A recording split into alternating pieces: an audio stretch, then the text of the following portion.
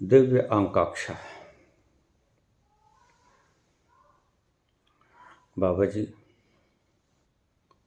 आपने परमात्मा की दो व्याख्याएं की। एक व्याख्या परम आनंद, खुशी, वो तो मुझे मिल गया। लेकिन एक दूसरी बात चकित कर देने वाली है।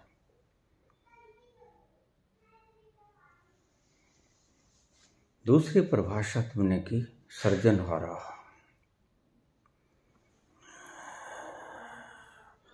क्या कोई व्यक्ति सर्जनहारा भी बन सकता है? दिव्य आकांक्षा, पानीपत से।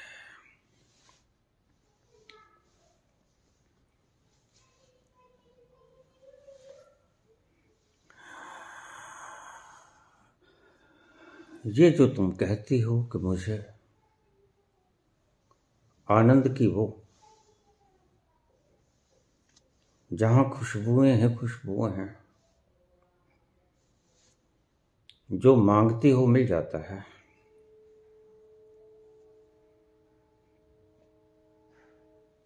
किसी चीज का अभाव नहीं, तृप्ति है, खुमारी है, खुशहाली ही खुशहाली है। लेकिन दूसरी परिभाषा आपने की कि वह सर्जनहारा भी है। अब जरा बताइए कि मैं सर्जनहारा कैसे बन जाऊंगा? क्या मैं बन सकता हूं? अति गहरा सवाल है।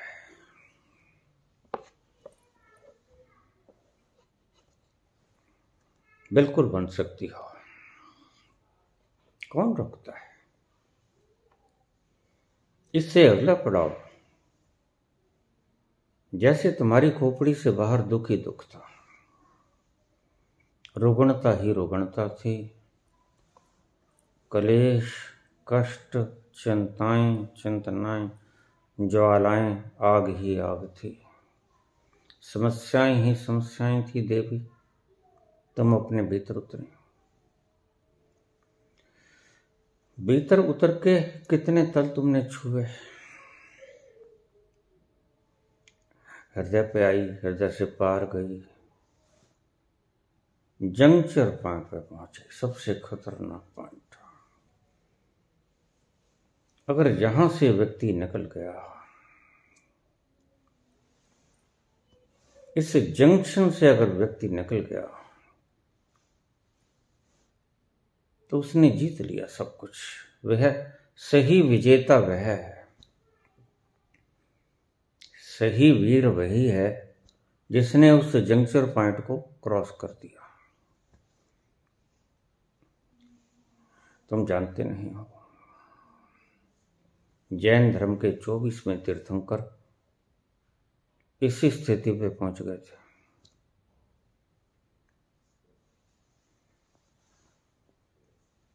ये बात अलग है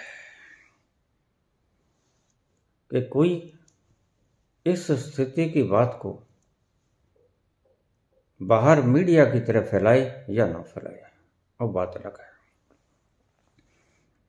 लेकिन जैनियों को भी इसका पता नहीं। इसलिए महावीर के जो मेरे मन में श्रद्धा है, वो किसी और के प्रति नहीं। कृष्ण के बराबर बढ़ाता हूं मैं महावीर को। इस मामले में बुद्ध और महावीर का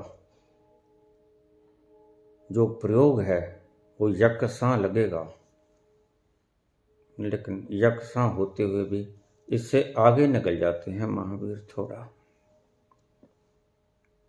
ध्यान रखना।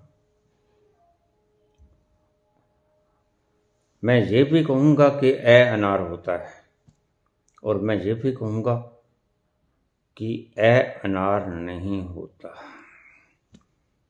वहां तुम्हारी समझ काम करनी चाहिए। जब मैं कहता हूं ए अनार होता है तो समझो मैं छोटे बच्चों को पढ़ा रहा हूं। जब मैं कहूंगा ए अनार ही नहीं होता सिर्फ, तो समझो मैं बड़े बच्चों को पढ़ा रहा हूं। मैं भाषा सिखा रहा हूं जोड़ना। किसी वक्त मैं ये भी कहूंगा कि बुद्ध और महावीर का दोनों का मार्ग संकल्प का मार्ग है, और ये ठीक भी है। लेकिन किसी वक्त मैं ये भी कहूंगा कि बुद्ध वहीं रुक जाते हैं, लेकिन महावीर आगे निकल जाते हैं। महावीर वहां पहुंच जाते हैं जहां कृष्ण पहुंचे। कृष्ण के बराबर छोर पे रखता हूं मैं महावीर को, लेकिन विरोधी छोर पे रखता हूं। विरोधी छोर पे क्यों? अब ये बातें बड़ी गहन हैं, इनको बड़े एकांत में सुनना। वैसे तो मैंने बहुत बार कहा, मेरी सभी वीडियोस को बिल्कुल एकांत में सुनना, किसी बाग बगीचे में, रात के ठहराव में, सोने की तैयारी में हो, कुछ काम शेष नहीं बचा, बस अब सो ही जाना है, तो मेरी वीडियोस को लगा लो। नींद नहीं आती तो आ जाएगी। अमेरिका से बहुत मेरे पास मैसेजेस आते हैं कि बाबा किसी गोली ने काम नहीं किया आपकी वीडियो कम करके। आपकी वीडियो को लगा के कान में सो जाते हैं और सुबह ही पता चलता है कि 6 बज गए, 7 बज गए। ऐसा क्या जादू है इसमें? क्या कुछ तुमने इसमें नशीला पदार्थ डाल रखा है? हाँ, बिल्कुल, वह इतना नशीला जो तुम्हें बहका देता है, जो तुम्हें धीरे धीरे धीरे धीरे अपने आगोश में ले लेता है और तुम सो जाते हो। आज तो बहुत से सुनने वाले दिन में एक वीडियो सुनते हैं और रात को सोते हुए भी। वीडियो को ईयर प्लग कान में डाल के सो जाते हैं, वीडियो अपने आप बंद हो जाती है और उन्हें नींद आ जाती है। इतनी गहरी नींद आती है, इससे पहले कभी नहीं आई थी। क्या है इसमें ऐसा? इसमें उस अंतरिम तल की तरंगें जो तुम्हें मदहोश कर जाती हैं। देखो, जो तरंगें तुम्हें इतना नहला जाती हैं, इतनी खुमारी में तुम डूब जाते हो, क्या उनसे लिपट कर आई हुई तरंगें तुम्हें सुला नहीं पाएंगे?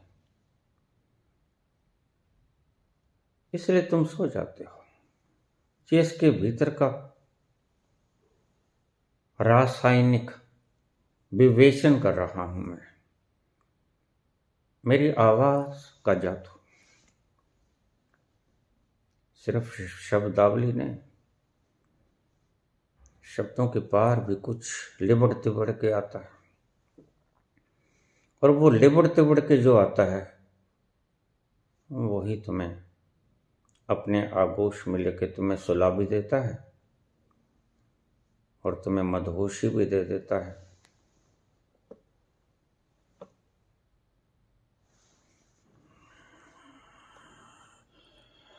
लोग मुझे कह देते हैं, बाबा तुमने शराब की लत तो छुड़ा दी, लेकिन अब तुम्हारी वीडियोस की लत लग गई, क्या करें? कुछ ना करो, करना भी क्यों है? शराब की लत तुम्हारे जिगर को खराब करेगी, किडनीज को खराब करेगी, हार्ट को खराब करेगी, लंग्स को खराब करेगी। और बहुत से ऑर्गन्स को खराब करेगी, लेकिन मेरी नशीली आवाज़ इन सभी अंगों को ज़्यादा पौष्टिक बनाएगी, तुम्हारे ब्रेन को रिलैक्स करेगी। अगर तुम पागलपन की समस्या से जूझ रहे हो, जो कि सारी धरती पागलपन की समस्या से आज जूझ रही है, मान्यताओं के भीतर हो जाना एक प्रकार का पागलपन है, और तुम सभी ने कुछ न कुछ मान लिया है। तुम सभी पागल हो।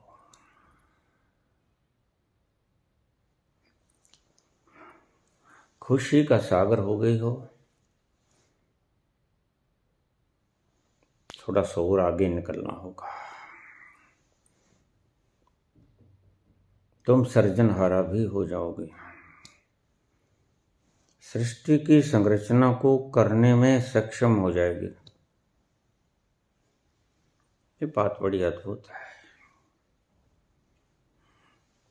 तुम शास्त्र मत फरमाना, शास्त्रों में ये बात नहीं मिलेगी। तुम किसी वेद पुराण ग्रंथ इनमें मत खंगालना, किसी में तुम्हें ये शब्द नहीं मिलेंगे। भनक मिलेगी, सिर्फ थोड़ी सी भनक। कहाँ? कृष्ण की गीता में। और कृष्ण की गीता ही बोल रहा हूं, इसीलिए ये बहुत गहरे भेद खुल रहे हैं।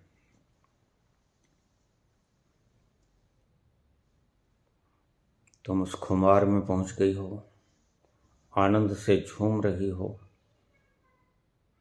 रोजमर्रा के दैनिक कर्तव्य भी करती हो, और बड़े आनंद में। निश्चित ही तुमने वो तल छू लिया जो तुमने लिखा। सारे शब्द हूबहू उस तल की खबर देते हैं कि तुम पहुंच गए हो। लेकिन इससे आगे निकलना चाहती हो तो तुमने मुझे बहुत गहराई से सुना होगा।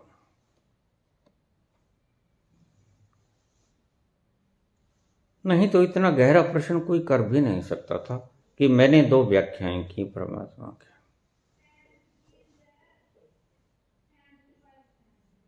दूसरी सर्जनहारा, कंस्ट्रक्टर, जनरेटर।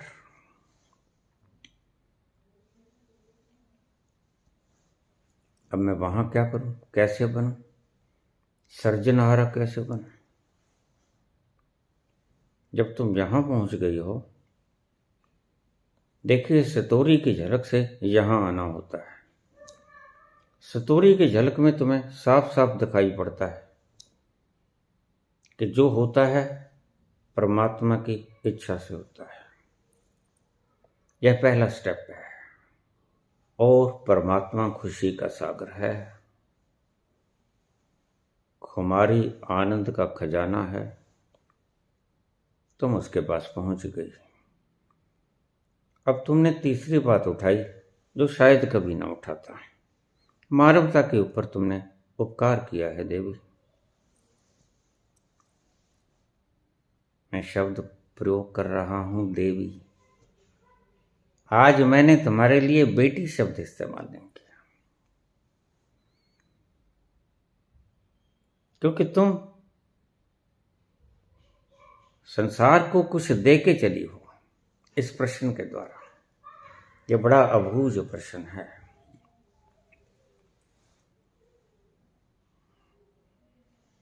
भर गई, आनंद से भर गई, खुमारी से भर गई। सब जगह चारों तरफ उसका ही घेरा है। अब मैं सर्जनहार कैसे बनूं?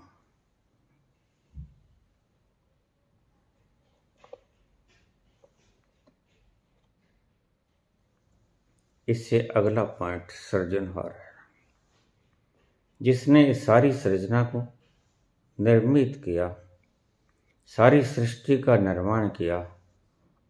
बस अगला पहलू उसी का आएगा। ऐसा नहीं है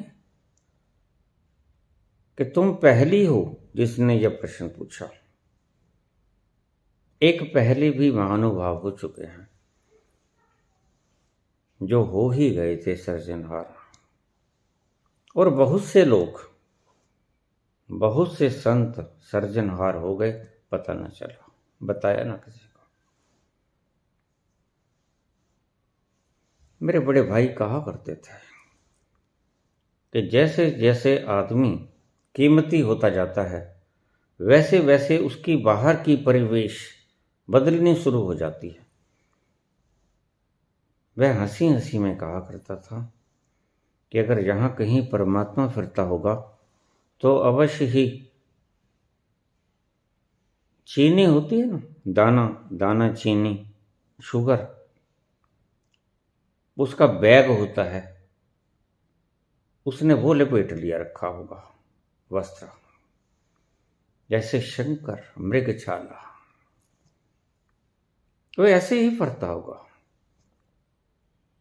और ऐसे व्यक्ति की तरफ हम कोई विशेष ध्यान नहीं करते। हम ध्यान करते हैं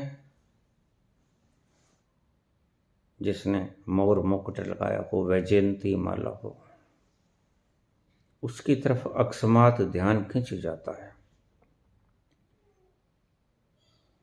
जैसे जैसे तुम अति महत्व के व्यक्ति होते चले जाओगे वैसे वैसे तुम, ये पहचान बताता हूं, वैसे वैसे तुम खोते चले जाओगे अपने आप में, अकेले होते चले जाओगे।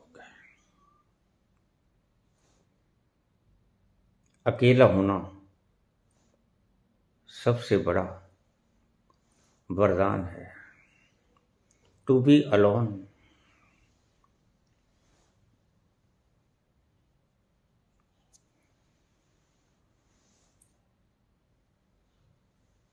एक पहले भी व्यक्ति हुआ है शास्त्रों में, शायद आपने पढ़ा होगा, विश्वामित्र ने अपने स्वर्ग का निर्माण कर लिया था।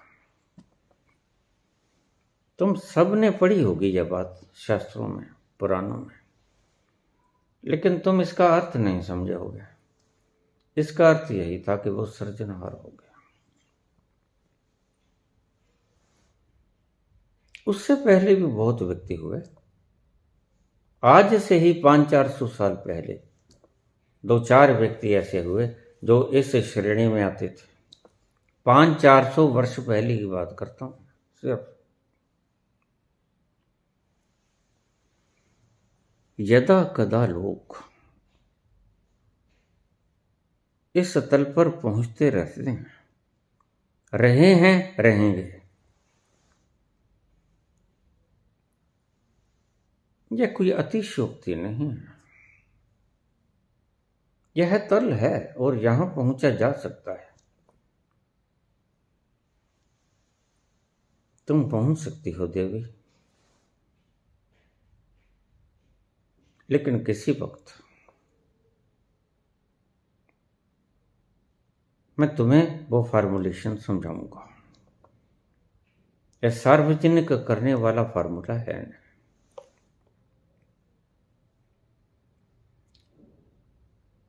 तुम आज का प्रश्न यहीं समाप्त कर दो। हुआ जा सकता है, बिला शक तुम भी हो जाओगी, क्योंकि जब इस तल पे पहुंच गई तो थोड़ा सा दूर, एक कदम दूर, वह सृजनहार तुम हो जाओगे।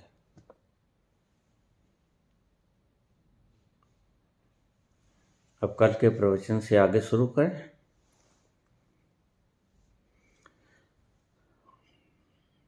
हम कल दूसरे अध्याय पे आगे थे।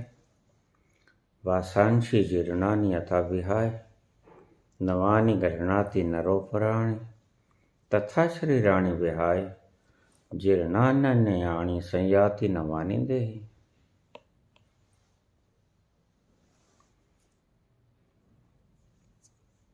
दो शरीर हैं। स्थूल शरीर, ये मेरी आकृति प्रकृति सब देखते हो तुम, बोल चाल, ये शरीर स्थूल शरीर है। इसके भीतर एक शरीर और बैठा है, सूक्ष्म शरीर। तीसरी आत्मा है। अब देखिए, इसको गौर से समझिए।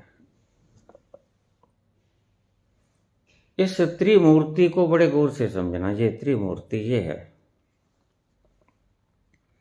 आत्मा कहीं नहीं जाती, हिलती भी नहीं,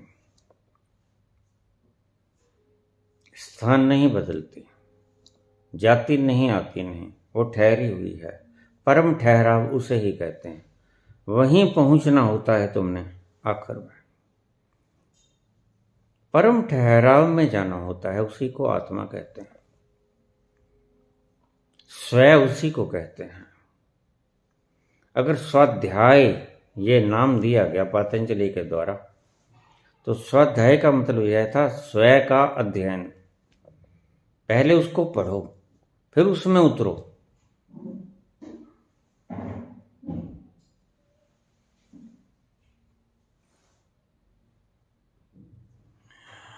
शोच, संतोष, तप, स्वाध्याय, ईश्वर प्रणिधान, ये पतंजलि के दूसरे सूत्र में आता है, यम और नियम में आता है। तो तीन चीजें हैं ये त्रिमूर्ति। सबसे पहले आत्मा, वह दृष्टा है। उसके बारे में तुमने सुना बहुत है। वहां तक पहुंचते भी हो रोज रात को नींद में, लेकिन जानते कुछ नहीं उसके बारे में। वहां जागते जागते तुम अपनी प्रज्ञा में अधिष्ठित कभी हुए नहीं। और कृष्ण यही कहते हैं कि अपनी प्रज्ञा में स्थित हो जाओ, स्थिति प्रज्ञ हो जाओ। यही मोटो है, यही उनका अंतरिम लक्ष्य है। आत्मा, उससे ऊपर सूक्ष्म शरीर।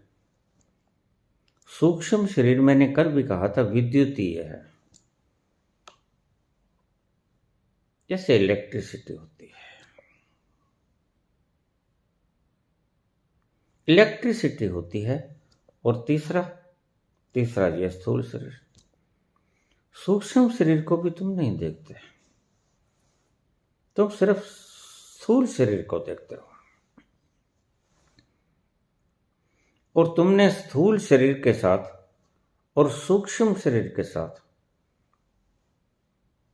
इतनी करीबी बना ली है, इतने चिपट गए हो, इतने चिपक गए हो, इसके साथ इतने एकाकार हो गए हो कि तुम ये कहने लग गए हो कि मैं शरीर हूं।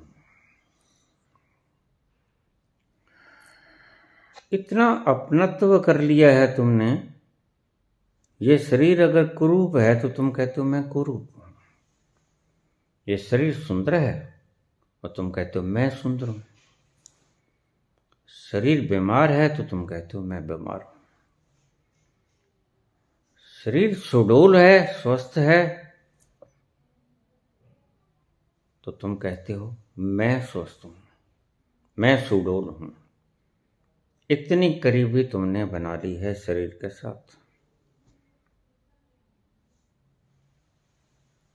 और सूक्ष्म शरीर के साथ भी तुम चिपके रहते हो। हालांकि सूक्ष्म शरीर को तुमने जाना नहीं, लेकिन फिर भी सूक्ष्म शरीर से तुम चिपकते हो। सूक्ष्म शरीर में तुम्हारी भावनाएं, तुम्हारे विचार, तुम्हारी मान्यताएं, तुम्हारी अतीत की स्मृतियां, पिछले जन्म की, अगले जन्म की कल्पनाएं, आकांक्षाएं, ये सब सूक्ष्म शरीर है। तुम जो मानते हो उसको अगर कोई उससे विपरीत बोल दे तो तुम कहोगे मुझे तुमने ठेस पहुंचाई, मेरी भावनाओं को तुमने ठेस पहुंचाई। और भावनाएं भी तुम बन जाते हो, विचार भी तुम बन जाते हो। और कृष्ण यही बात कहते हैं कि ये तुम नहीं हो। वासांशी जीर्णानि, ये सिर्फ तुम्हारा वास है। जैसे ये कपड़ा, ये मैं नहीं हूं। मैं स्नान करूंगा, ऐसे बदलूंगा, दूसरा डालूंगा, जीर्ण शीर्ण हो जाएगा और दूसरा डाल दूंगा। भगवान कृष्ण इतना ही सिंपल बताते हैं मृत्यु को। जैसे ये बूढ़ा हो गया, पुराना हो गया, मैला हो गया, हम इसे उतार देते हैं। कृष्ण कहते हैं कि वैसे ही तुम इस शरीर को बोधा हो जाए, बीमार हो जाए, जर्जर हो जाए, निर्बल हो जाए, तो तुम इसे छोड़ देते हो। कृष्ण कहते हैं तुम कुछ अलग हो, क्योंकि ये कुर्ता पजामा मैं थोड़ी हूं। मैंने तो बहुत बार इसको बदला है और मैं जानता हूं। यही कृष्ण कहते हैं कि तुमने इसको जो अपना मैं समझते हो, ये तुमने बहुत बार बदला है, एक से दूसरा, दूसरे से तीसरा। इन्हीं को तुम जन्म और मरण कहते हो। इसको उतार देना तुम मृत्यु कहते हो, और इसको ग्रहण कर लेना तुम जन्म कहते हो।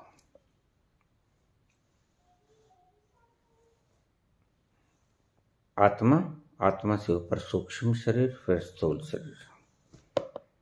आत्मा की बात हो गई, स्थूल शरीर की बात हो गई। स्थूल शरीर हमारा लिबास है। वाशांसी जीर्णानि, जब ये जीर्ण शीर्ण हो जाता है, बोधा पुराना हो जाता है, तो हम इसे उतार देते हैं, नया डाल लेते हैं। अब तीसरी बात आ गई सूक्ष्म शरीर की। जब रमन कहते हैं कि नो योर सेल्फ, तुम जानो तुम हो कौन।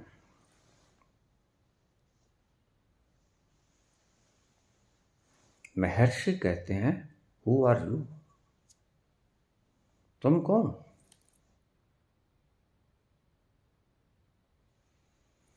दो तल हैं। अभी तो तुम सूक्ष्म शरीर हो। यात्रा, सारी यात्रा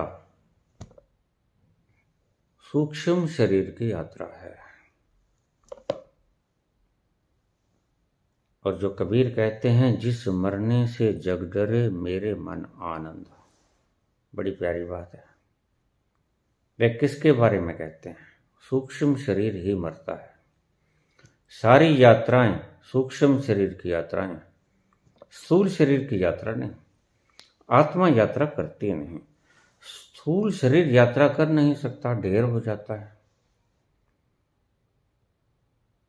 सारी यात्राएं आज तक जितनी भी तुम्हारी हुई, जब तुम पिछले जन्म में जाओगे तो पाओगे कि सारी यात्राएं सूक्ष्म शरीर ने की। तुम अपने साथ लेके चलते हो अपनी पोटली, वासनाओं की, विचारों की, स्मृतियों की, आकांक्षाओं की, अतृप्त भावनाओं की, विचारों की, साथ लेके चलते हो, संस्कारों की। इसी की यात्रा होती है। इसी को साथ लेके तुम मरते हो, बाहर निकलते हो। इसी को साथ लेके तुम जन्मते हो, शरीर में प्रवेश करते हो। सारी यात्रा इसी की यात्रा है। अगर संक्षेप में मैं कहूं कि अब तुम सूक्ष्म शरीर हो। अगर महर्षि रमन पूछे हु आर यू, तुम बड़े आराम से कह सकते हो मैं सूक्ष्म शरीर हूं। इस वक्त तुम हो भी सूक्ष्म शरीर। बड़ी सिंपल करके बात को समझा रहा हूं।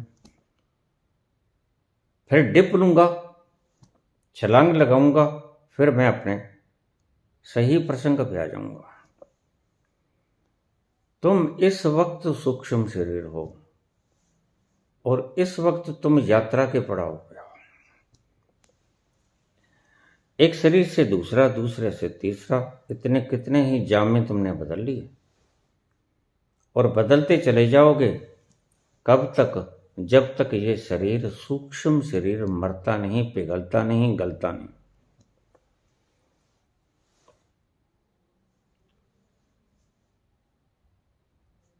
यात्रा आत्मा नहीं करती, यात्रा शरीर नहीं करता, यात्रा एक ही शरीर करता है, वो है सूक्ष्म शरीर। और सूक्ष्म शरीर के भीतर तुम्हारी अनकॉन्शियस माइंड, सबकॉन्शियस अनकॉन्शियस दोनों एक ही बात है। जो फ्रॉइड ने भ्रम डाल दिया तुम्हें, उसने दोनों को बाइफरकेट कर दिया, दो हिस्से कर दिए, हैं ये एक ही अनकॉन्शियस। इसके भीतर आपकी सारी वासनाएं, अपेक्षाएं, मैंने कल भी कहा था, तुम्हारे वे कृत्य जो तुम पूर्ण नहीं कर सके, सोच लिए तुमने कि मैं इसको मार दूं, मार नहीं सके। यह सोचना भी तुम्हें फल देगा, वह तुम्हें सूक्ष्म फल देगा। मैंने कल शुरू की थी बात, फिर खत्म करनी पड़ी समय के अभाव के कारण, क्योंकि तुमने सोचा बहुत है। 99% जो सोचा वह पूरा नहीं किया, 1% पूरा किया। वो 99% जो तुमने सोचा तो पूरा नहीं किया, वह दब गया, वह दब गया। तो आज वह कैथार्सिस हो रहा है। इसलिए सारी दुनिया आज मानसिक रूप से पीड़ित है। मनुष्य में दबी हुई चीजें तुमने सोचा था, पूर्ण हुआ नहीं, कैथार्सिस हुआ नहीं, या तो वो काम पूरा कर लेते हैं, फिर कैथार्सिस हो जाता। पूरा नहीं किया समाज के डर से, कानून के डर से, तो वो दब गया। दब गया तो कभी निकलेगा। स्टोर में जो चीज तुमने डाल दी, कभी तो स्टोर खाली करोगे ना, जब स्टोर बिल्कुल भर जाएगा, हाउसफुल हो जाएगा, फिर क्या करोगे? स्टोर में चीजें बाहर फेंकोगे। वो बाहर फेंकना अपने आप से हो रहा है। इतना स्टोर फुल हो गया कि तुमने तो किया नहीं, तो अब वो अपने आप से स्टोर खाली हो रहा है। और वही है तुम्हारी जो ये तुम सिर मारते हो ना, देवी आ गई, वो आ गया, ये आ गया, जिन्न आ गया, भूत आ गया, प्रेत आ गया। और ये एक सबसे अच्छा भी है काम इनका, तुम्हें निजात दिला देते हैं। लेकिन निजात तो दिला देते हैं, लेकिन एक भ्रम तुम्हें पाल देते हैं, क्योंकि इनकी दुकानदारी है। था कुछ नहीं, ये तुम्हें अकेला 150 लोगों को, अकेली भीड़ को इकट्ठी करते हैं कि सिर मारो, जो आता है वो करो। ऐसा पागलपन तो तुम ओशो आश्रम में भी देख सकते थे। बहुतों के पागलपन उसने निकाले, क्योंकि वह साइकोलॉजिस्ट था। ओशो साइकोलॉजिस्ट जानते थे कि दबी हुई भावनाएं पहले निकलवा दूं, फिर ये अपने भीतर प्रवेश करेंगे। अभी तो भरा इतना पड़ा है कि जा ही नहीं सकते, ये खुद भी नहीं जा सकते अपने भीतर। और जो ओशो आश्रम में तुम सिर मारते थे, चिल्लाते थे, चीखते थे, रोते थे, काम वासना को भोगते थे, बस यही गलती खा गए।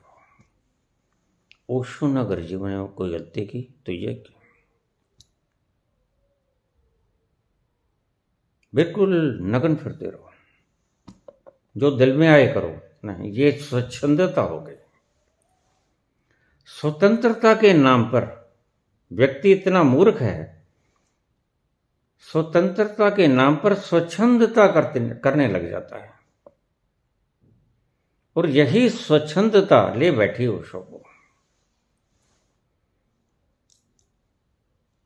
ओशो का खिताब आज कृष्ण के बराबर होता है, लेकिन उसकी एक ये गलती, ओशो की छवि को नुकसान पहुंचा गई। उसने कहा जो मन में आता है करो, वैसे ही गलती खा गए। मन को इतनी स्वतंत्रता देना ओपन में, अपने बेडरूम में तो तुम सब कुछ करते हो, सब कुछ करते हो, चूमा चाटी करते हो, उल्ट पुलट करते हो ना। अरे चुप हो जाओ ना पागल। तो लेकिन स्वच्छंद रूप से बाहर नग्न फिरना, जिसको चाहे पकड़ लेना, ये चीज ओशो को बदनाम कर गई। कुछ तो होना चाहिए जिसे समाज ने स्वीकृति नहीं दी, और इतना गहरे में बैठ गया वो, तो तुम्हारा एक अंश बन गया। तो बजाय विद्रोह करने के तो उसे मान्यता दे दो कि भाई अगर तुम्हारे दिल में आता है तो करो,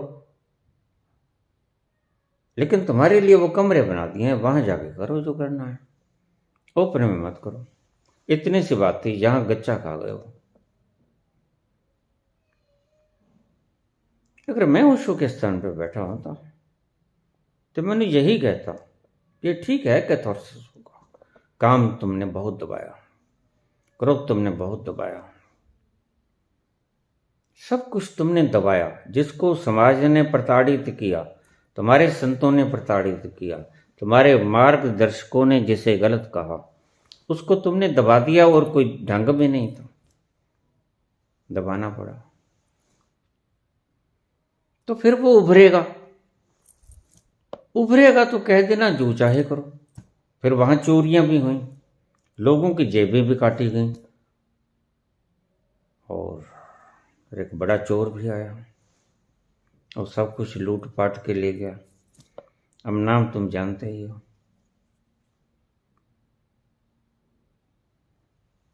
ओशो को मैं जब ओशो को याद करता हूं, पहले दिन जब सिद्धों की श्रेणी मुझे जगानी आई, क्या बोलो, मैं नहीं बोलूंगा। 35 वर्ष हो गए उस मधुर रस को पीते हुए, अब इसकी लत लग गई भाई, बाहर तो बिल्कुल ही नहीं आया जाता। तो उस झुंड में, सिद्धों के उस झुंड में ओशो साथ थे, और ओशो के प्रति मेरी इतनी कोई श्रद्धा नहीं थी, मैं तुम्हें सत्य बताता हूं।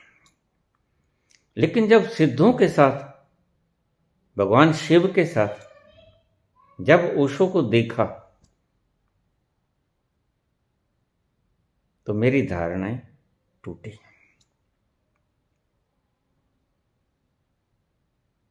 कि विलक्षणता है, कहीं चूक हो गई, संसार में किसी कर्म से चूक हो गई, जिसके कारण इसे बदला में झेलनी पड़ी।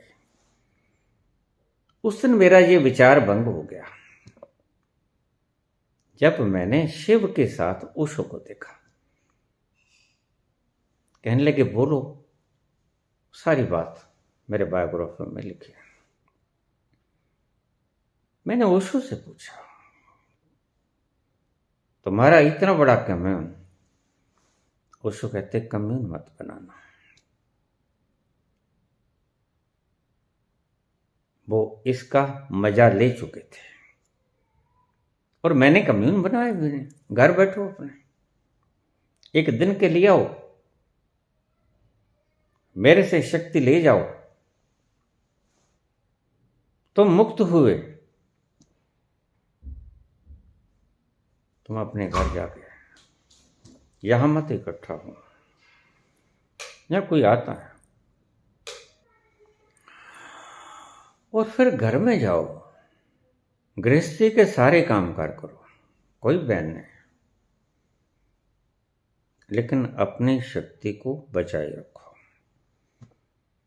इसका अर्थ आप सब जगह ले सकते हो।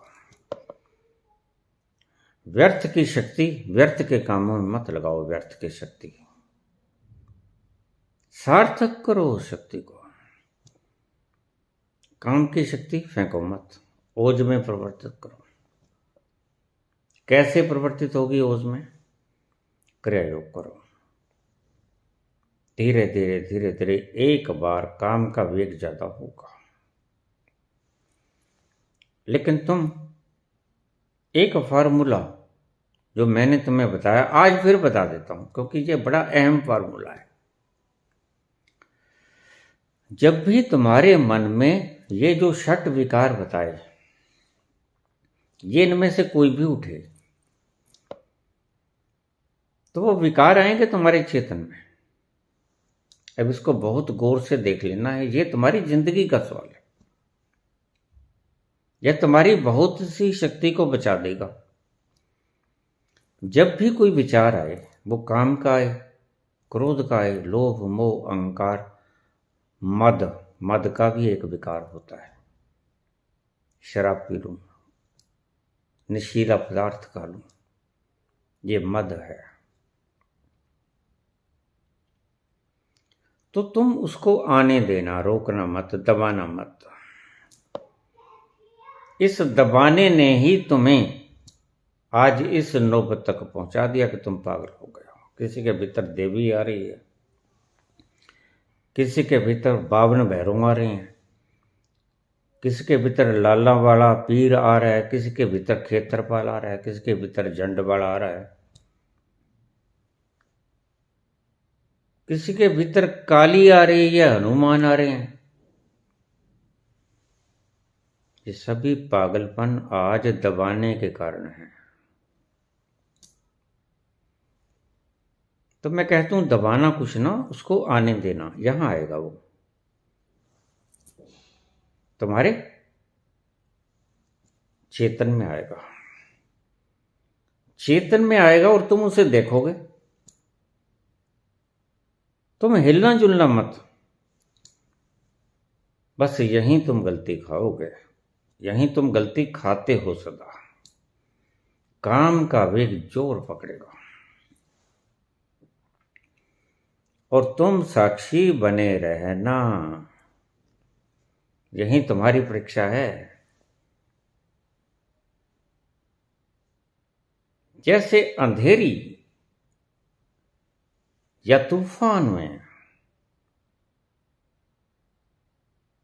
दिया जलता हुआ अपनी लो को संभालता है, कितना मुश्किल होता है, बहुत मुश्किल होता है। लेकिन अगर उसके ऊपर चिमनी ढक दी जाए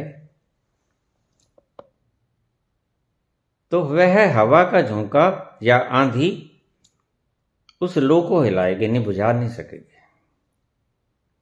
तो जब वो तूफान आए, कोई भी है जिसे विकार कहते हैं, तो उसको आने देना, रोकना मत। नहीं तो वो दब जाएगा और फिर कल को देवी, हनुमान या पाखंडी, ये लाला वाला पीर और फलाना वाला पीर, ये मलेर कोटला वगैरह ये बन के आएंगे। सब दुकानदारियां हैं, सब पाखंड हैं।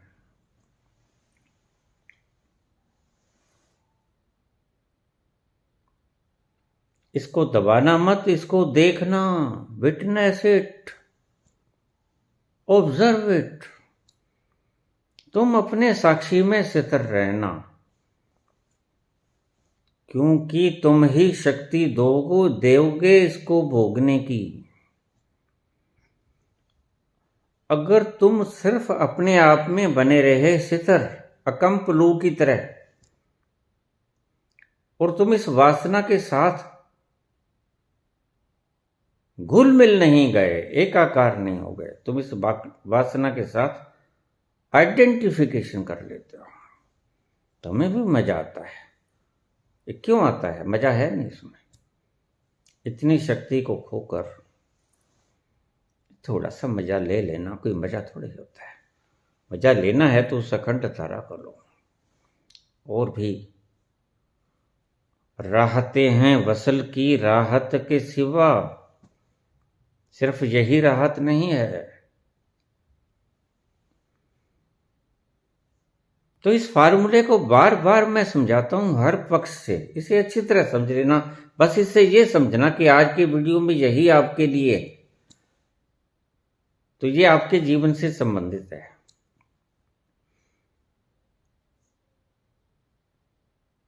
जब विकार आए, ये तुम्हारे क्षेत्र में आएगा, तुम्हें पता चलेगा, धीरे धीरे आएगा। क्रोध आ रहा है, तुम्हारे चेतन में आ गया और तुम आग बबूला हो जाते हो। कब होते हो? जब तुम उस क्रोध के साथ एकाकार होते हो। अगर तुमने उस क्रोध को साक्षी भाव से देख लिया और देखते ही रहे, उस क्रोध को अपनी शक्ति ना दी, तुम अपने आपे में रहे, वह क्रोध कुछ क्षण के लिए आएगा और धीरे धीरे चला जाएगा। काम का वेग कुछ क्षण के लिए आएगा, लेकिन तुमने अगर उसका संग साथ ना दिया तो वह धीरे धीरे चला जाएगा। उसे कहते हैं, जैसे नारद ने कहा, मैंने कामदेव को जीत लिया। ऐसे जीतोगे तुम कामदेव को, ऐसे जीतोगे तुम क्रोध को, जैसे विश्वामित्र क्रोध को जीत लेते हैं, विश्व के मित्र हो जाते हैं।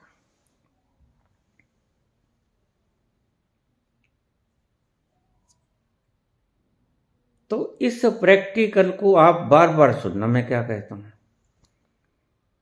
क्रोध आए, काम आए, लोभ मोह अहंकार मद आए, उसको आने देना, मत रोकना। वो स्वतंत्र हैं। जैसे हवा चलती है, अंधेरी चलती है, तूफान चलता है, तुम रोक नहीं सकते। मूसलाधार वर्षा होती है, रोक नहीं सकते। घने काले बादल आते हैं, तुम रोक नहीं सकते। तो इन्हें भी रोकना मत, आने देना। ये कहाँ आएंगे? चेतन में आएंगे तुम्हारे, और तुम्हें दिखेंगे। वो तुम्हें दिखेंगे तो उसे सिर्फ देखते ही रहना, उनके संग मत हो लेना। अगर तुमने ये कलाकारी कर ली तो तुम नारद हो गए।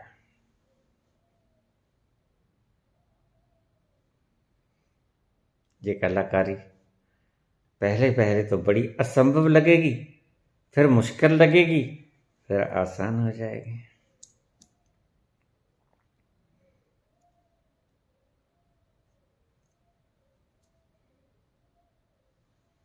और एक दिन तुम कह पाओगे नारद की तरह कि मैंने कामदेव को जीत लिया। आप तो नजदीक से नजदीक तर आते गए, आप तो नजदीक से नजदीक तर आते गए।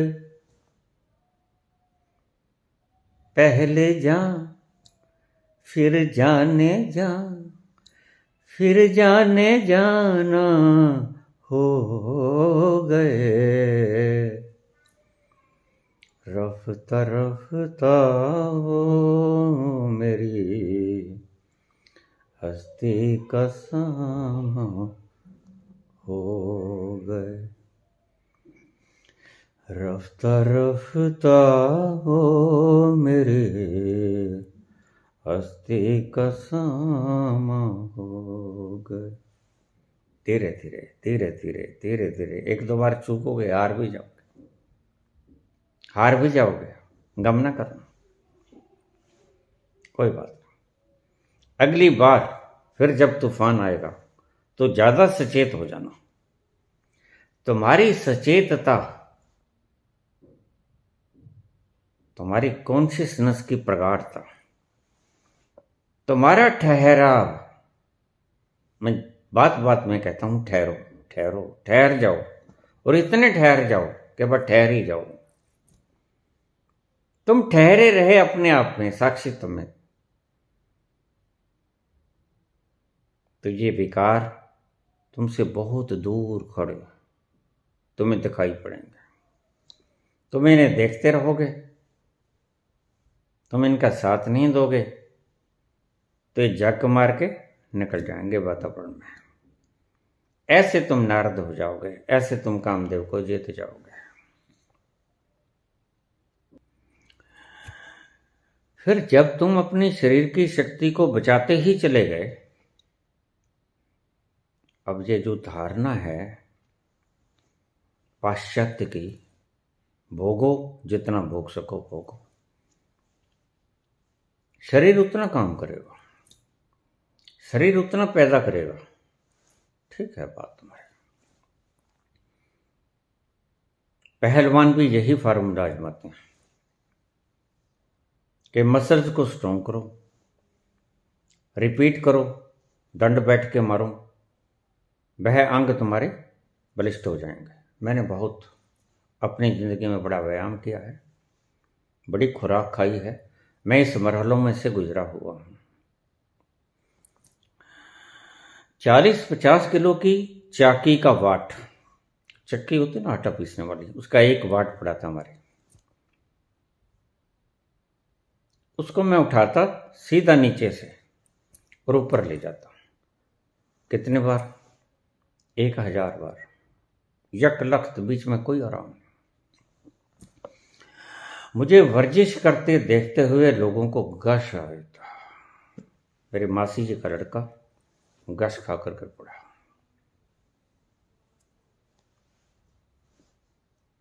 मुझे लोग कहते नहीं इतने मत किया करो वर्जिश, फट जाएगा भीतर, कुछ नहीं हुआ।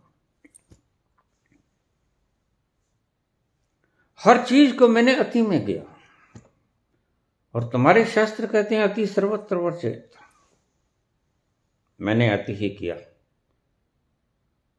और फिर उससे मुक्त हो गया।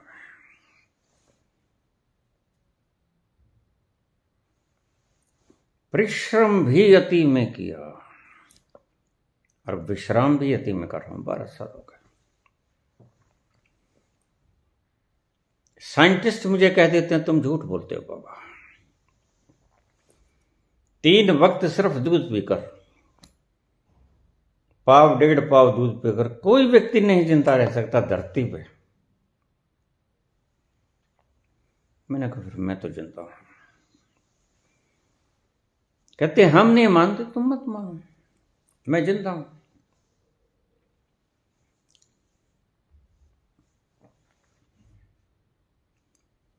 मैं कोई परीक्षा देने को तैयार नहीं हूं, मुझे कोई गोल्ड मेडल नहीं चाहिए, लेकिन इतना तो मैं समझा दूं, मैं झूठ नहीं बोलता हूं।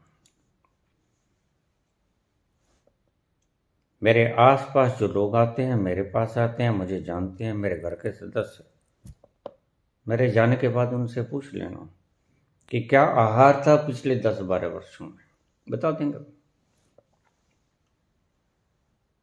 खैर,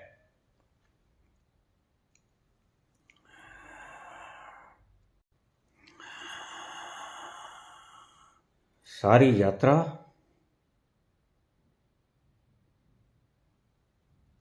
सूक्ष्म शरीर की यात्रा है, ना स्थूल की यात्रा है। स्थूल तो सिर्फ तुम्हारा घर है, आज इस घर में हो, कल उस घर में हो, परसों उस घर में हो। शरीर यात्रा नहीं करता, तुम यात्रा करते हो। तुम कौन? आत्मा भी नहीं हो तुम। अभी तुम आत्मा नहीं हो, आत्मा जब होगे तब पता चलेगा। अभी आत्मा मत मानो अपने आप को, यही गलती खा जाते हो तुम। संतों की बातों को तुम आज ही लागू कर लेते हो। ताजा ताजा कत्ल करके आया हुआ व्यक्ति कहता है कि मैं निर्दोष हूं, मैं परमात्मा हूं। नहीं भाई, अभी तो तुम कातिल हो, अभी तुम प्योर नहीं हो, अभी तुम पवित्र नहीं हो, अभी तुम कातिल हो। तो तुम अभी तो सूक्ष्म शरीर हो। हाँ, इस सूक्ष्म शरीर को गला दो, इस मैं को गला दो, फिर तुम आत्मा हो जाओगे, और फिर आत्मा से आगे तुम परमात्मा हो जाओगे।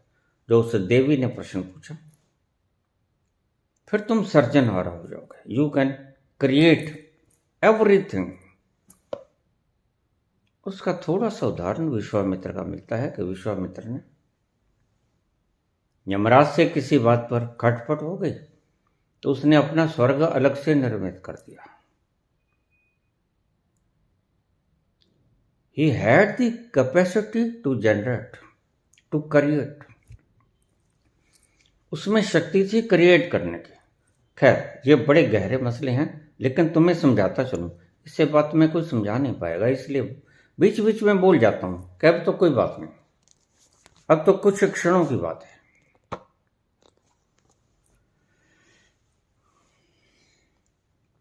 अभी तुम सूक्ष्म शरीर हो और तुम्हारी सारी यात्रा इस सूक्ष्म शरीर की यात्रा है। फिर ये शुरू कब हुई? आज जो इतना फैलाव हो गया, भर गया, हाउसफुल हो गया स्टोर, ये शुरू कब हुआ? ये शुरू हुआ बहुत पहले से।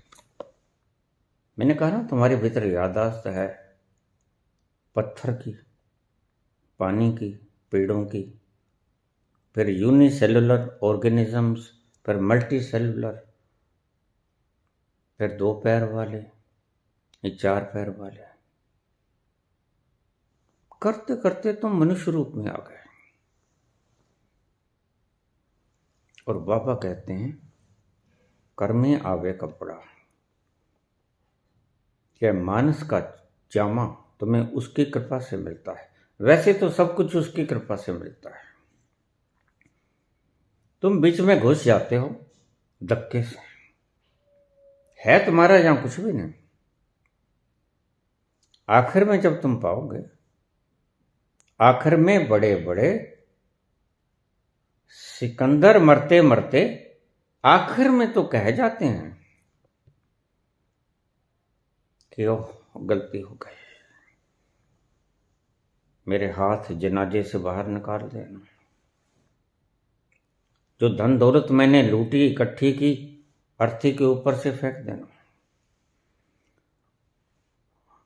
और जिन हकीमों ने वादा किया, करते थे दावा किताबें खोल कर,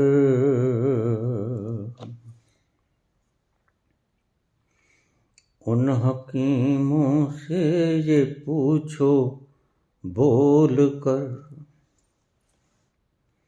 ये दवा हरगिज न खाली जाएगी, जब तेरी डोली निकाली जाएगी, बेमुहूर्त के उठा ली जाएगी।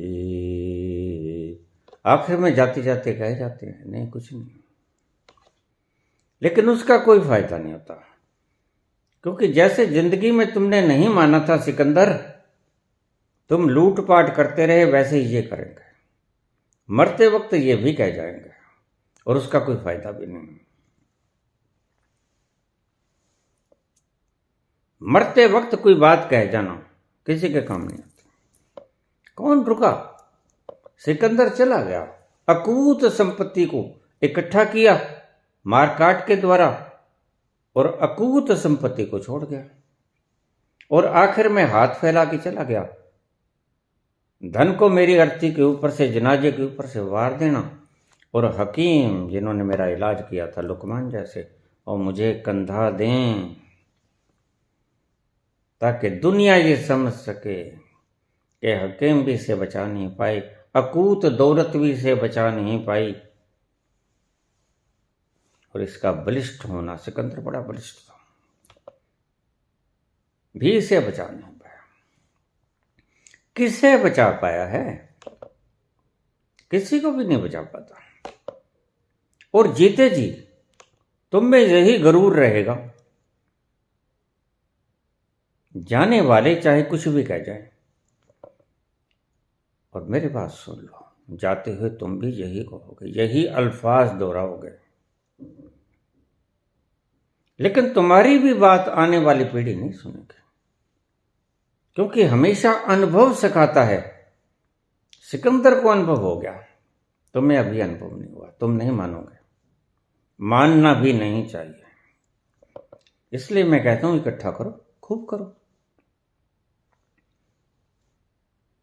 खूब करो, जब ये धन धन न लग के बोझ लगने लग जाए, जब तुम्हें ऐसा लगे ये धन नहीं है, बोझ, जो मैंने अपने सिर के ऊपर इतना बोझ क्यों रखा हुआ है? फिर तुम पटका के मारोगे। अभी कल ही खबर आई, 40,000 करोड़ रुपए का वारिस साधु हो गया। क्या हुआ? पीछे से कोई बृहद आत्मा आई होगी, सब देख दिखाई कर आगे होगी, सब भोग लिया होगा, कुछ नहीं है। तो यहां 40,000 करोड़ उसने क्या करना? वैराग्य की भावना को साथ लिए लिए जन्मा है। ऐसे ही तुम्हारी भी यात्राएं होती रहती हैं।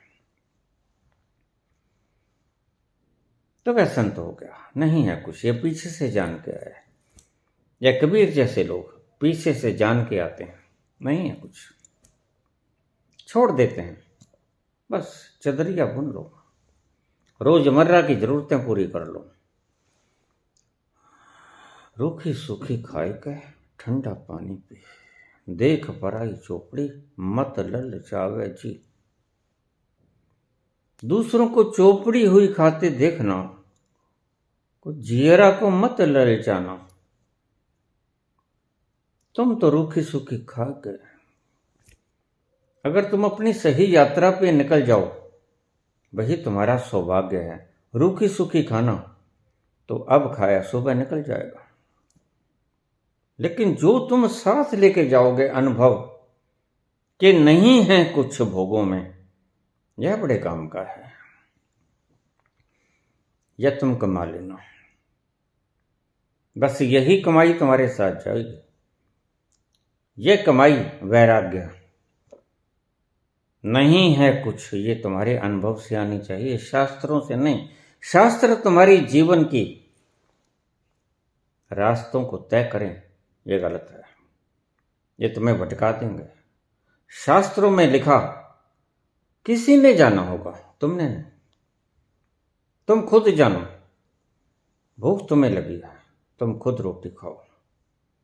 प्यास तुम्हें लगी है, तुम खुद पानी पियो। आज क्या हो रहा है? आज फॉर्मुलेशन के ऊपर बहस हो रही है। H2O पानी होता है, H2O पानी होता है, जबकि H2O पानी नहीं होता। H2O पानी की फॉर्मुलेशन है, वो तुमने बनाई है।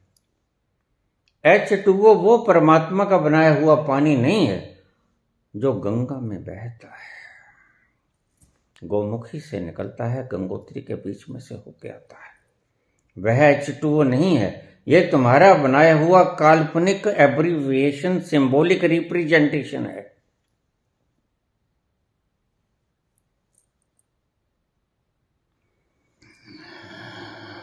कुछ महीने पहले मेरे पास ऑस्ट्रिया से एक युवक आया। युवती साथ में थे, लिव इन में रह रहे थे, दोनों दीक्षा लेने आए थे। मेरा काम दीक्षा देना है, व्यर्थ की बात नहीं कर। मैं तो नाम भी नहीं पूछता। जो मेरे से यहाँ दीक्षा लेके गए हैं, मैंने उनसे नाम गाम शायद ही कभी पूछा हो। मैं पूछता हूँ। तो मैंने उन्हें दीक्षा दी, 2 मिनट के लिए। बाबा बात कर सकते हैं? मैंने कहा नहीं। कहते बस थोड़ी सी बात है। मैंने कहा देखो बात है, एक तो खुमारी, आनंद की खुमारी, ऊपर से ये आनंद नाद का स्वर, इसका गुंजार, आवाज बताता हूं तुम्हें, मुझे ऊंचा क्यों सुनता है। भीतर से ओंकार की आवाज का मजा, और वो मदमस्ती की फुहार, इन दोनों को सुनो कि तुम्हारी आवाज सुनो। तुम्हारी आवाज फीकी लगती है, इसलिए मैं ज्यादा ध्यान भी नहीं देता। तो मैंने कहा चलो बताओ क्या पूछना चाहती हूँ। कि बाबा आपका सेक्स के बारे में क्या ध्यान है, ख्याल है? मैंने कहा ठीक है। मतलब ये भोग लेना चाहिए? हाँ बिल्कुल भोग लेना चाहिए। जिसके लिए बना है वो काम लो इससे। टेस्ट बड्स, जीवा, ये 5 ज्ञानेंद्रियां हैं, 5 कर्म इंद्रियां हैं। जीवा से स्वाद लो, नमकीन है, मीठा है, कड़वा है, जहरीला है, पता चल जाएगा। कान से सुनो, मधुर संगीत सुनो, कुछ भी सुनो।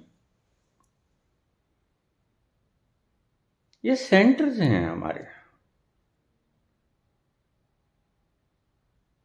यह जो सेक्स है, इसमें जो वीर है स्पर्म और राजा, इनका क्या काम है मुझे बताओ। इनका काम बच्चा पैदा करना है, फिर तुम इन्हें व्यर्थ को घुमाते हो। जब वीर का काम, राजा का काम बच्चा पैदा करना है, फिर तुम नाली में क्यों झोंक देते हो? तुम्हें पता है ये तुम्हारे ही बच्चे। हाँ बाबा, पता तो नहीं था, लेकिन अब समझ में आई बात, हमारे ही बच्चे हैं और हम इन्हीं बच्चों को नाली में फेंक देते हैं। क्यों फेंकते हो? फिर तुम जन्म से पहले इनको दंडित कर देते हो और गटर में फेंक देते हो। तो ठीक है। और बताओ, और क्या विचार है? मैंने कहा भोगने के लिए नहीं है ये बच्चे पैदा करने के लिए है। कहते हमारे पाश्चात्य में, तुम अपने पाश्चात्य को छोड़ो, तुम मुझसे बात कर रहे हो। ठीक है बाबा, फिर ये काबू में नहीं आता, ये तुम्हारे संस्कारों के कारण काबू में नहीं आता। तुमने रत्त लगा ली है इसके। अगर कोई व्यक्ति कहे कि सिगरेट को, धुएं को अंदर बाहर लेके जाता हूं और यह लत लग गई है, छूटती नहीं, अब मैं क्या करूं? तो ये अंदर बाहर का ही सिलसिला काम का है, तो हंसने लगा। यही नहीं होता, सेक्स में क्या करते हो तुम? अंदर बाहर। तुम कहते हो बड़ा मजा आता है, तो ठीक है, मजा आता है, ठीक है। स्मोकर को भी तो मजा आता है, ये तुम्हें लत पड़ गई। इस लत को चाहे छोड़ दो, नहीं पीते रहो, कोई बात नहीं, मैं तुम्हें नहीं कहता छोड़ दो। मैं क्यों कहूंगा तुम्हें? मेरी शरण में आओगे, पूछोगे स्पेशल, और कुछ भावना होगी भीतर पूछने की। अभी तो भावना मुझे लगती नहीं, अभी तो लगता है तुम कुछ पाश्चात्य की भावनाओं को मुझ पे थोपना चाहते हो। ऐसा कुछ नहीं है। जो चीज जिसके लिए परमात्मा ने बनाई है, उसका उपयोग वैसे ही करो। आंखें देखने के लिए, कान सुनने के लिए, नाक सूंघने के लिए, जीवा स्वाद लेने के लिए, खट्टा है, मीठा है। गुप्त इंद्रियां, ये मूत्र की निकासी के लिए है, लेकिन यह बच्चे पैदा करने के काम भी आता है। वीर को भी बाहर निकालती है, लेकिन तुम मूत्र कम निकालो और वीर ज्यादा निकालो, फिर क्या हो जाएगा? फिर ठीक होगा। लेकिन बाबा ये रुकता नहीं, ये तुम्हारी समस्या है ना भाई, रुकता नहीं। तो वो ही तो मैंने कहा है, सिगरेट पीने वाला स्मोकर कहे कि नहीं मैं तो 5 डब्बी रोज की पीनी है, मैं तो नहीं रुकता, तो मत रुको। बाबा इससे नुकसान क्या है? डॉक्टर कहते हैं कोई नुकसान नहीं, तो नहीं नुकसान तो करते रहो। नहीं, तुम्हारे हिसाब से, मेरे हिसाब से तो सारा ही नुकसान है। अब जरा देखो, जो वीर्य तुमने निकाल दिया, प्रकृति सबसे पहले रिप्रोडक्टिव सिस्टम को आगाह करती है। जो वीर्य निकल गया, सबसे पहले जो खाना खाओगे उसका वीर्य बनेगा। क्यों? क्योंकि प्रकृति अपने अंश को खत्म नहीं होने देना चाहती। प्रकृति सबसे पहले वीर्य पैदा करेगी तुम्हारा,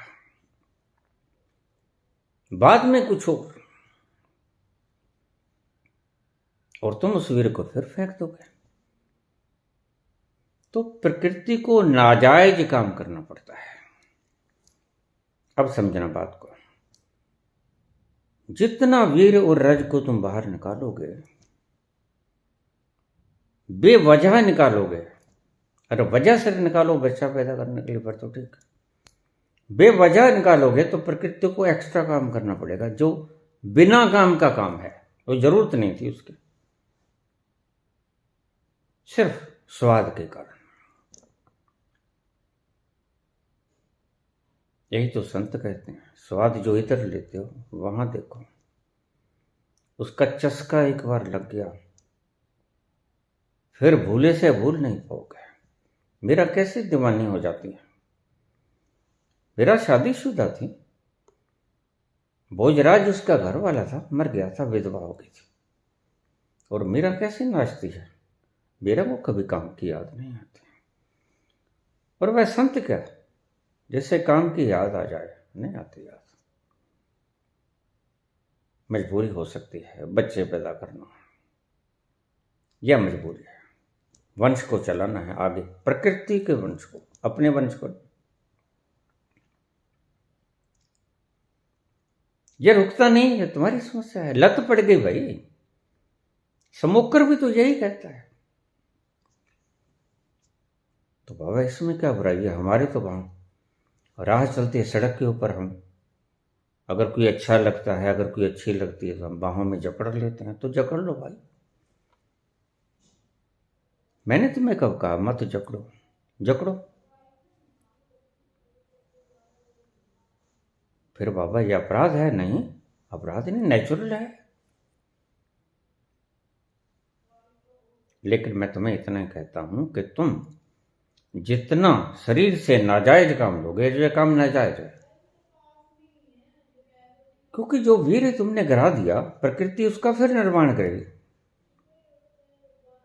और व्यर्थ में वो घिसेगी। उसके भीतर के अंश घिसते हैं, तुम्हें बता दूं मैं। अगर तुम कोई कार खरीदने कभी गए हो ना, याद रखो मेरी बात को थोड़ा सा गौर से समझना। अगर तुम कार बाजार में कभी कार खरीदने गए हो तो तुम सबसे पहले उसकी दशा देखोगे कि देखने में कैसी लगती। फिर तुम उसका पूछोगे मॉडल, मॉडल भी ठीक है, अब 2024 चल रहा है, या 2023 की बनी है, ऊंचा मॉडल है, ठीक है, सब देखने में भी ठीक है। फिर तुम एक बात पूछते हो, एक साल में फर्ज करो एक गाड़ी 50,000 किलोमीटर चलती है,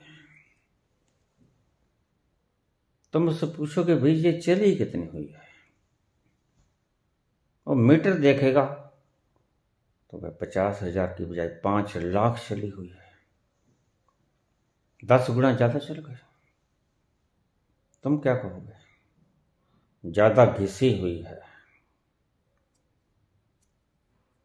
बस जो ज्यादा घिस गई उसकी म्याद कम है, ड्यूरेशन कम है आगे चलने की। और मिस्त्री भी देख लेगा, घिस गए हैं पुर्जे वगैरह, बूढ़े हो गए हैं इंजन वगैरह, ये सारा पुर्जा पुर्जा घिस गया है, उस कार की वैल्यू कम हो जाती है। तुम अपना ही बिगाड़ रहे हो। कितनी देर काम करेगी तुम्हारी किडनीज, तुम्हारा लीवर, तो घस जाएंगे। इसलिए छोटी छोटी उम्र में तुम घिसटते फिर रहे हो, बीमारियों से युक्त। कुछ पिछले जन्म के कर्म होते हैं, तुम ठीक कहते हो, उसके कारण भी होते हैं, लेकिन तुम जानबूझकर तो मत घिसाओ। ओवर ईटेड, ये चाउमन चुंगा क्या है, ये पिज्जा बर्गर, ये इडली डोसा, ये क्या है? ये ऋतुओं के हिसाब से, देश काल के हिसाब से जो परंपराएं ऋषियों ने लागू की हैं वो ज्यादा बड़े वैज्ञानिक थे तुम्हारे से। तुम इतना गुमान मत करो। अगर 2 चीजों का तुमने फार्मूलेशन खोज लिया है तो गुमान मत करो, वो ज्यादा खोजे थे, वो आदि से लेके अंत तक खोजा उन्होंने, बहुत खोजा जो तुम खोज नहीं सकोगे। तो सामाजिक परंपराएं हैं। मैंने अभी कहा कि गलती खा गए जहां, ओशो, अगर तुमने छूट ही देनी थी तो कम से कम इतने छूट दे देते कि चलो ठीक है, लेकिन तुम उन कमरों का इस्तेमाल कर लो। समाज में प्रदूषण मत फैलाओ, यह प्रदूषण है एक तरह का। प्रदूषण किस चीज का? स्वच्छंदता का। स्वतंत्रता के नाम पर हमारा मन स्वच्छंदता बरतने लगता है। स्वतंत्रता, जैसे हम एक प्राइम मिनिस्टर चुन लें, वह स्वतंत्र रूप से कार्यभार करे कानून के हिसाब से, वह स्वतंत्रता है। और वह कल बंदरों की तरह छाले मारना शुरू कर दे, वह स्वच्छंदता है। जो चाहे वो पास करवा दे कानून, वह स्वतंत्रता नहीं है, वह स्वच्छंदता है। तुम्हारा गला घोंट दे आके, वो स्वच्छंदता है।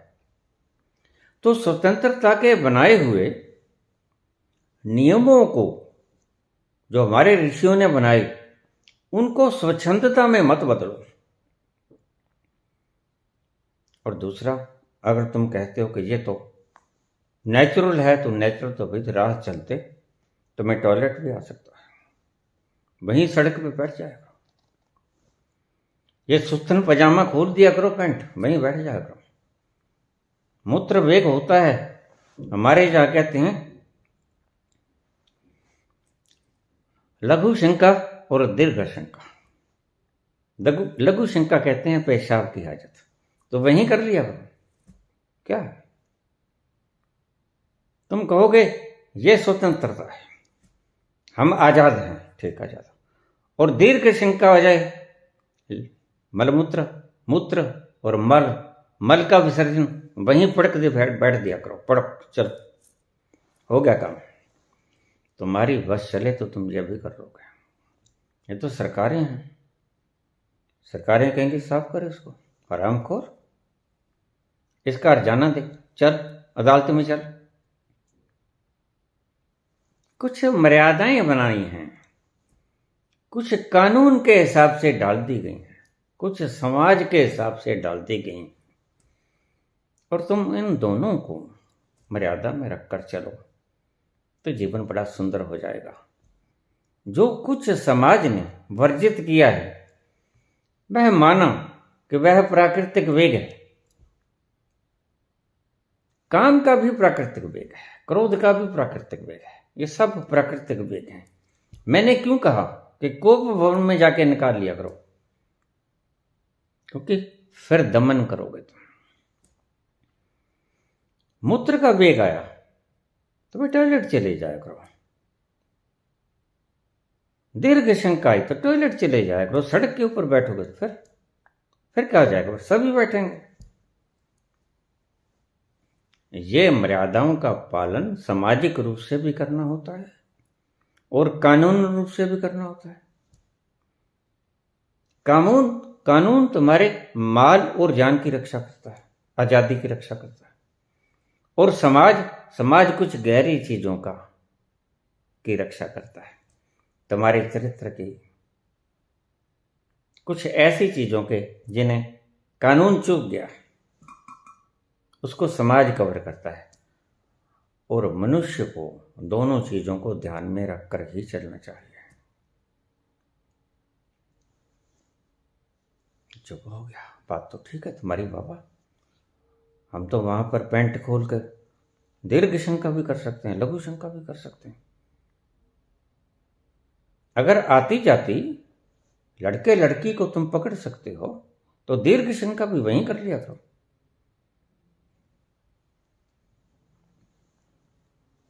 वक्त फिर बीत जाता है, क्या करें।